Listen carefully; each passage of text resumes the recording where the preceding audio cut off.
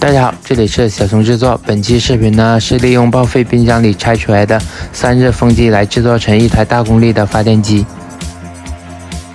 这个呢就是咱们的散热风机了。如果你们家里也有一个报废的冰箱啊，就可以拆出一个这样的散热风机。没有的话，可以去买一个这样的散热风机啊，一个才几十块钱。那么这时候呢，咱们就需要改装一下咱们这个散热风机了。首先啊，咱们需要把螺丝啊都给它拧出来。这个散热风机呢，一共有4颗螺丝，咱们把4颗螺丝都给它拧出来之后呢，再把盖子给它打开。打开来的目的呢，咱们是需要改装里面的转子，需要给转子啊加上磁力才行。那么咱们这时候呢，再看一下咱们的转子，如果咱们转子没有问题之后呢，咱们再看一下线圈。再看一下咱们的线圈有没有问题。看了一下咱们的线圈啊，一切正常，把咱们的线圈给它放回去就行了。咱们现在是需要改装一下咱们的转子。这个呢就是咱们的转子了，咱们需要给转子加上磁力啊，所以咱们需要准备一打磁铁，需要把咱们的磁铁啊给它放在咱们的转心上，然后再拿去转眼。转完之后呢，再把咱们磁铁放在转心里面，再给它放点胶水就可以了。然后呢，咱们就需要给它组装回去了。首先啊，把咱们的线圈和咱们的底盖啊，给它放在一起，还需要把一些零件啊也给它组装回去。然后呢，再把咱们的转子啊也给它放回去。这个转子呢是已经给它加上磁力的了。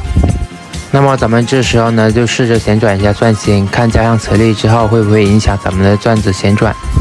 不影响的话，咱们就可以把机盖啊也给它安装回去了。安装好咱们机盖之后呢，咱们再确认一下咱们的转心，看一下是否能旋转。可以的话，咱们就把螺丝啊给它安装回去了。这里呢，咱们需要将4颗螺丝啊都给它安装回去，用咱们的螺丝刀啊给它拧回去就可以了。然后呢，咱们还需要准备一块大木板，在大木板上啊给它打点热熔胶，把咱们的散热风机啊给它固定在咱们的木板上，然后呢等热熔胶干了就行了。然后呢还需要准备一个插排，咱们需要把这个插排啊也给它固定在咱们的木板上，然后把它线路连接在咱们的散热风机上就可以了。那现在呢，就在大木板上啊给它打点热熔胶，然后呢把咱们的插排啊先给它固定在咱们的大木板上。固定好咱们的插排之后呢，咱们等热熔胶干了就行了。然后呢，把木板啊给它转过来。现在呢，要开始连接线路了。需要把咱们散热风机的输出线啊连接在咱们的插排的输出线上就可以了。线路连接好之后呢，咱们再用黑胶布啊把接口处给它封住。那么这时候呢，咱们再准备一个齿轮，把咱们这个齿轮啊给它安装在咱们的散热风机上，然后呢再用螺丝刀把螺丝啊给它锁紧了。接下来啊，咱们还需要准备一个小电机，咱们呢需要利用这个小电机啊来带动咱们的散热风机旋转，把咱们准备好的皮带链啊给它透过咱们的散热风机和电机的齿轮。这里呢需要把咱们的电机啊挪到最合适的位置，然后呢再在木板上啊给它打点热熔胶，把咱们的电机啊给它固定在咱们的木板上。这样呢，咱们一台发电机啊就制作完成了。有喜欢的老铁呢可以点个赞，再点个收藏，以后想看的时候啊随时都可以看。那么这里呢给大家看一下咱们这台发电机是没有任何问题的，再给大家拿起来看一下，木板底下也是没有任何问题的。